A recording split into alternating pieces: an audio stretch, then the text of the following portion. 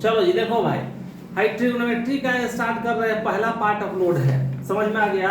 दूसरा part trigonometry का हम लोग शुरू करने जा रहे हैं। क्या बोल रही है तो हाँ देखो ना, छोड़ो ना। तो दूसरा का पार्ट आज अपलोड होगा, सेकंड पार्ट है। छुट्टी के बाद हम लोग मिले हुए, बहुत लंबा छुट्टी के बाद वीडियो आज अपलोड होगा, सेकंड पार्ट इसका। तो हम लोग एनसीईआरटी जो नया वाला एडिशन है, तो समझ लो भाई, बात समझना जरूरी है भाई। एनसीईआरटी है नया वाला एडिशन, और एनसीईआरटी का एक्सरसाइज जो है 8.1 है, पहला एक्सरसाइज है। बेसिक इसका पार्ट का वीडियो अपलोड है, जो रेशियो का पार्ट, पहला पार्ट हम इंट्रोडक्शन का डाले हुए वो अपलोड है ऑलरेडी, जा करके देख सकते हो। जिसको काम है भाई जाके देख सकता है वीडियो में। अब देखो इसमें पहला जो क्वेश्चन है एनसीईआरटी के 8.1 में, क्वेश्चन नंबर फर्स्ट देखो जी, कह कि इन ट्रायंगल एबीसी, तभी ध्यान दो, इन ट्रायंगल कह रहा है कि एबीसी क्या क्या दिया गया है जी, राइट एंगल कह रहा है कि राइट एंगल, थोड़ा सा लिख दे रहे हैं, right angle eight B,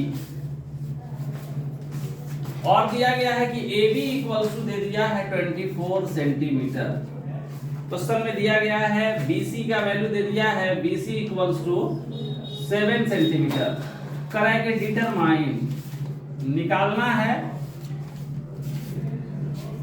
determine, 3 value यहां से निकाल करके लाना है। पहला क्वेश्चन पूछा है, क्वेश्चन नंबर फर्स्ट देखो जी, साइन ए, और दूसरा क्वेश्चन इससे पूछा गया है साइन ए और कॉस ए, और सेकंड नंबर इसका दूसरा जो पार्ट है, इसमें भी 2 क्वेश्चन का डिमांड किया है, साइन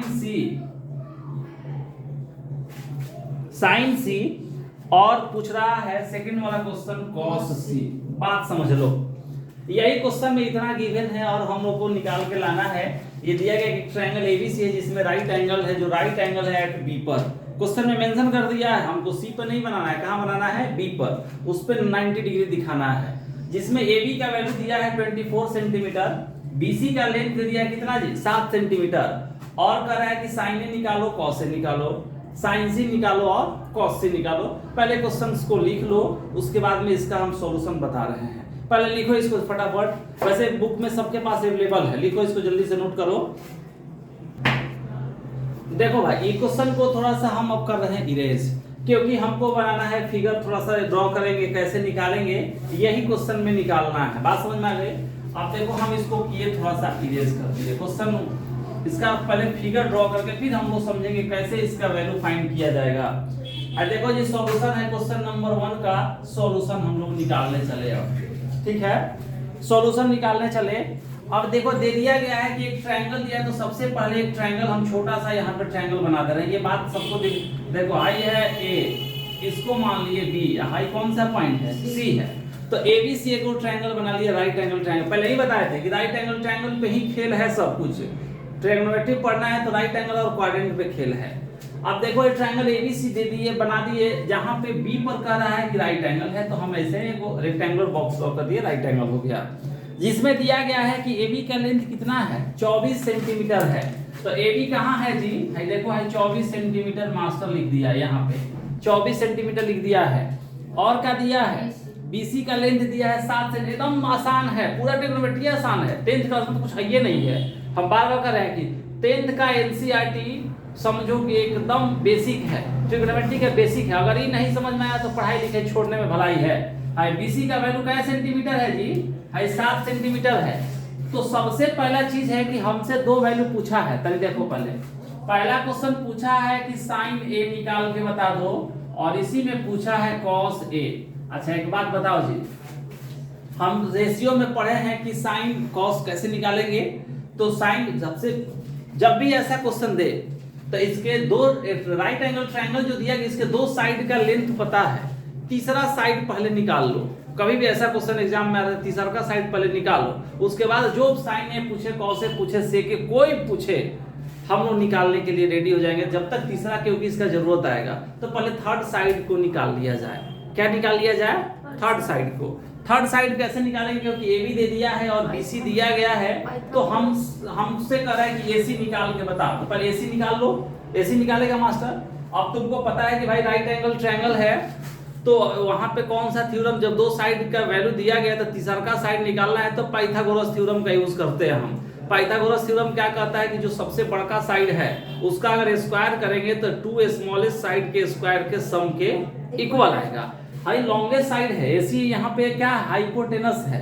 तो अगर हम इस ट्रायंगल में, इन ट्रायंगल एबीसी में अगर हम निकाल रहे हैं, इन ट्रायंगल एबीसी में अगर हम AC का वैल्यू निकालना है तो पाइथागोरस थ्योरम कहता है कि हाइपोटेनस का जो स्क्वायर होगा वो परपेंडिकुलर प्लस बेस के स्क्वायर के बराबर होता है।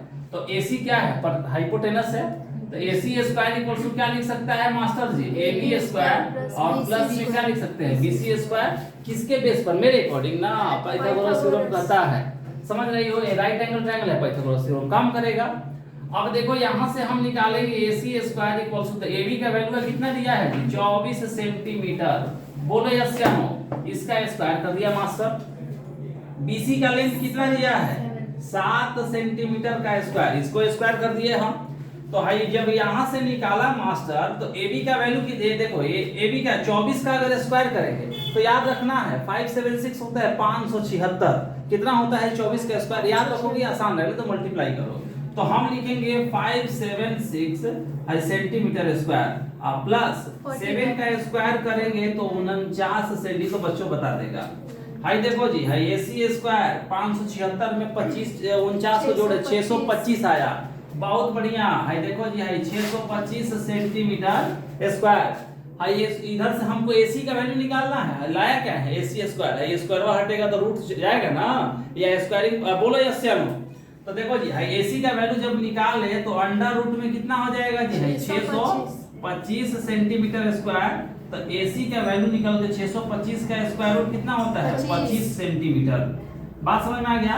हाई इसका AC हम निकाल लिया है, देखो 25 सेंटीमीटर लिख लिए। पहले इतना नोट कर, इतना करना होगा, उसके बाद जो पूछेगा हम तुरंत निकाल लेंगे एकदम। लिख लो पहले इतना लिख लो। अब देखो भाई AC का वैल्यू निकाल लिया हम 25 सेंटीमीटर, मतलब इसका तीसरा लॉन्गेस्ट साइड जो था उसको मास्टर निकाल के ला दिया जी। अब क्या करेंगे हम अपना वैल्यू जो क्वेश्चन में हमसे डिमांड किया गया उसको निकालेंगे, रेशियो के बारे में। कैसे निकालेंगे, इसको इरेज कर देना। चलो बहुत बढ़िया, लिख लो सब लोग।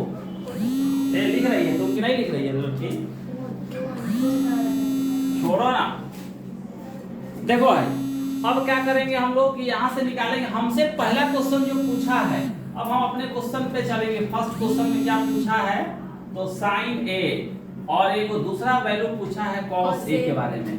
देखो जी, उसी दिन बताए थे कि जिसके रिस्पेक्ट में थीटा कौन सा कंसीडर किया गया है, जो थीटा कंसीडर किया जाए उसके जस्ट अपोजिट वाला जो साइड होता है वो परपेंडिकुलर कहलाता है। देखो तरीका पहले, अगर मान लो कि हमसे इसमें पहले साइन A का अगर वैल्यू निकाले इस ट्रायंगल ABC में, है देखो जी साइन A, इसके A के रिस्पेक्ट में थीटा पूछा गया है, तो जस्ट इसके अपोजिट वाला साइड कौन सा है, हाई इसका अपोजिट कौन सा है BC है ना, तो BC कौन सा काम करेगा परपेंडिकुलर का, बताया है ना कि जिसके रिस्पेक्ट में जो पूछा जाए, यहाँ पे A के रिस्पेक्ट में पूछा गया है कि साइन A का वैल्यू बताओ, तो साइन A तो हाई परपेंडिकुलर हो गया, परपेंडिकुलर के जस्ट अपोजिट वाला होता है हाइपोटेनस, तो थोड़ा सा शॉर्ट में देखो हाई परपेंडिकुलर हो गया, क्योंकि इसके जस्ट रिस्पेक्ट में पूछा जा रहा है, एरो बना करके बता दिया हाई परपेंडिकुलर हो गया।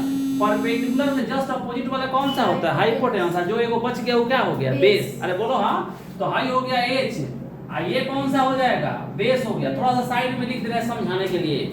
अब देखो साइन थीटा रेशियो में बताए थे कि साइन A के बारे में पूछा है तो थीटा की जगह पर A यहाँ पे लिख दिया है।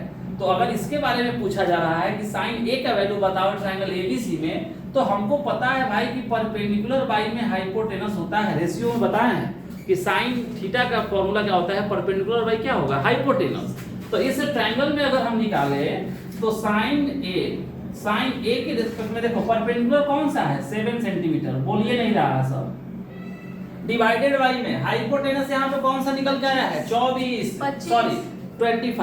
तो 25 सेंटीमीटर, बोलो यस या नो। देखो जी लड़की, आई सेंटीमीटर से सेंटीमीटर 7वां क्लास का कॉन्सेप्ट है, रेशियो यूनिट लेस होता है।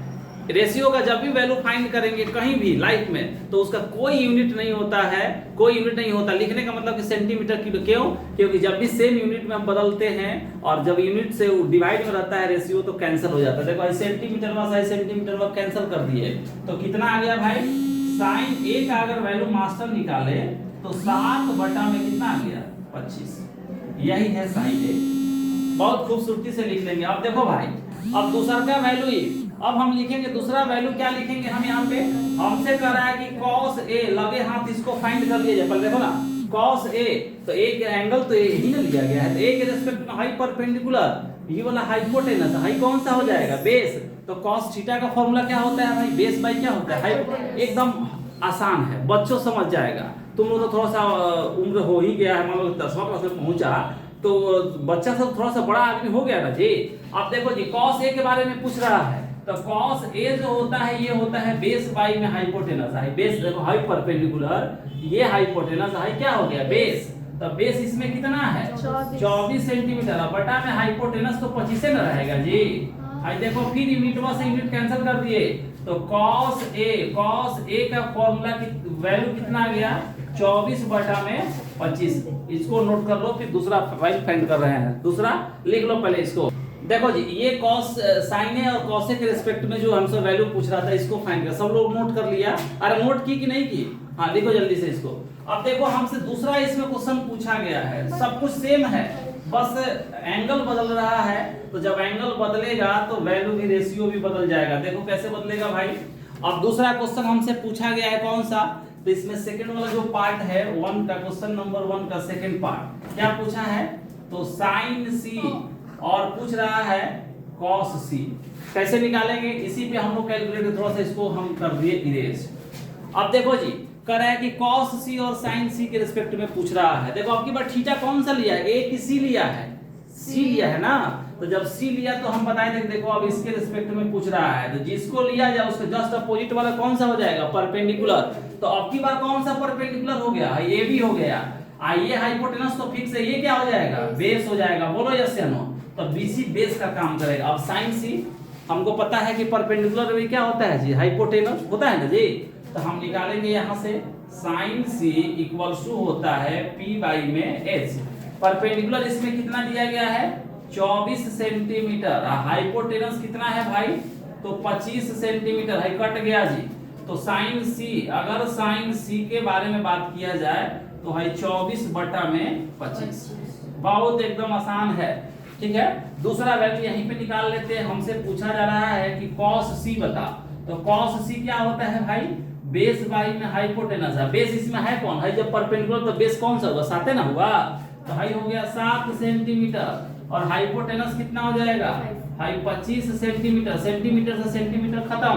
तो cos c का वैल्यू कितना निकल के आया, 7 बटा में 25। नोट कर लो थोड़ा सा इसको।